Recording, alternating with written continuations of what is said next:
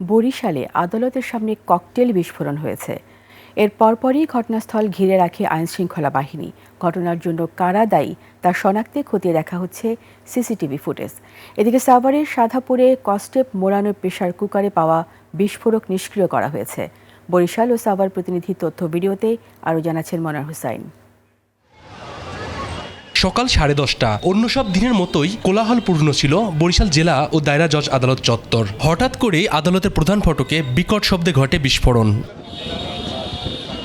প্রথমে গাড়ির টায়ার বিস্ফোরণ মনে করা হলেও ককটেল সদৃশ বস্তুর অংশবিশেষ দেখে ছড়িয়ে পড়ে আতঙ্ক। এখানে আমি ওই জায়গাটা বস ছিল, তা বস সময় মানে 5 মিনিটের মধ্যে ওখানে দুটো মহিলা খাড়া ছিল ওই মহিলাকে পাদ্দার দেয় বাস্ট হয়ে গেছে।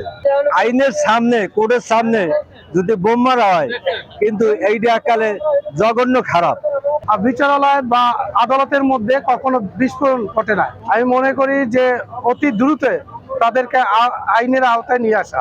ঘটনার পরপরই পুরো এলাকা ঘিরে ফেলে আইন শৃঙ্খলা বাহিনী। আলামত সংগ্রহ করে সিআইডির crime scene unit. CCTV footage বিশ্লেষণ করে জড়িতদের দ্রুত আইনের আওতায় আনার কথা জানিয়েছে পুলিশ।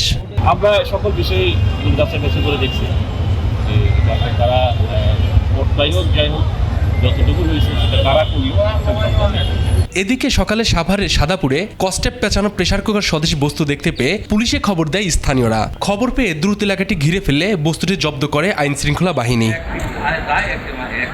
পরে প্রেসার কুকারে থাকা বোমাটি নিষ্ক্রিয় করা হয়।